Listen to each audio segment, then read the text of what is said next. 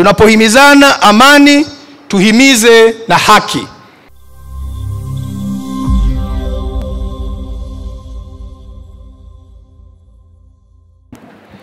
Basi wasaidizi wangu wakanambia twende Shinyanga kwa sababu ratiba yetu tukitoka hapa inaendelea Shinyanga. Jana nikawaambia hapana, sijawahi kuswali Ijumaa Bariadi wala sijawahi kuswali Idi Bariadi. Kwa naombeni tubaki ili niweze kuswali Ijumaa Bariadi na niweze kuswali Idi Bariadi na mimi nipate fadhila na raha za Bariadi kwenye sikukuu ya Idi. Alhamdulillah, ninamshukuru Mungu nimefanikiwa kuswali Idi hapa mimi na timu yangu. Tunashukuru sana. Lakini kipekee na kushukuru sana shekhe wetu wa mkoa kwa ukaribisho wako na ukarimu wako na yote heshima kubwa uliotupa mimi na msafara wangu tangu wakati tunafanya mawasiliano jana na mpaka juzi tulivyowaomba mfike na mkafika. Kwa hiyo tunawashukuru sana. Ndugu zangu, naitwa Salum Mwalimu, ni katibu mkuu wa Chama cha Ukombozi wa Umma ambacho nimehamia hivi karibuni. Nilikuwa huko nilipokuwepo, lakini nafarijika nikisimama hapa sio kama katibu mkuu wa Chauma, bali ni Muislamu na nimejumuika na Waislamu wenzangu, na hilo ndio linanipa faraja zaidi kuliko jambo jingine lolote. Kwa naomba mjisikie amani kama ambavyo na mimi ninajisikia amani kwamba sipo kwenye kiringe cha siasa, bali nimeungana na Waislamu wenzangu.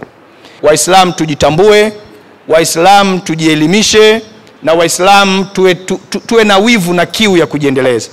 Na mimi ujumbe wangu leo ni mambo mawili.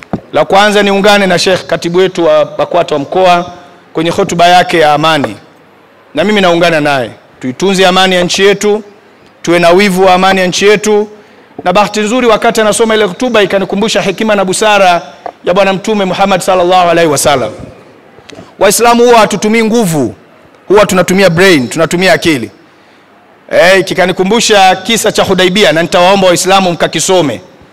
Mtume alikuwa na ndoto, alioteshwa anakwenda umra Maka kutokea Madina. Na alivyofika Maka, Makuraish wakamwekea vizuizi. Makuraish wakamwekea vizuizi. Lakini Mtume alikuwa na namna zote za kutumia mabavu, za kutumia jeshi, lakini akasema la, akatumia akili. Kwa Makuraish wakamtaka, wakampa masharti mengi. Mtume akayakubali, ikiwemo sharti ambalo hata wasaidizi wake walichukia, kwamba tunafahamu kwenye kila andiko la Waislamu lazima tuanze na Bismillahirrahmanirrahim.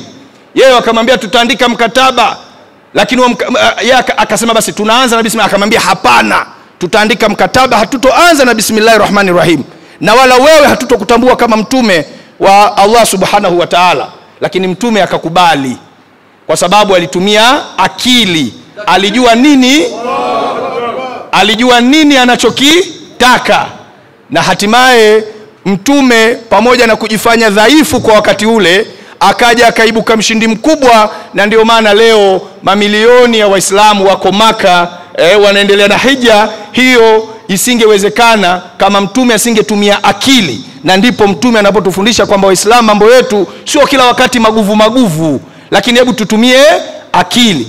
Uislamu umesimama leo kwa sababu ya akili, sio tu kwa nguvu, ni kwa sababu ya akili. Kwa hiyo mimi ninawaomba Waislamu wenzangu wa Bariadi tuitunze amani. Lakini niongeze jambo moja.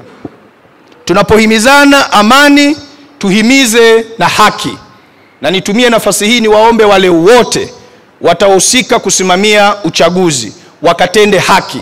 Waislamu tuko tayari kuilinda amani na tuko tayari kuipigania haki, na tutafanya hivyo. Kwa wakatende haki kwenye uchaguzi mkuu. Uchaguzi uwe wa huru, uchaguzi uwe wa haki, na uwe wenye kuaminika. Yani wazungu wanasema free, fair and credible elections. Maana unaweza kuwa huru na wa haki lakini unapoteza credibility.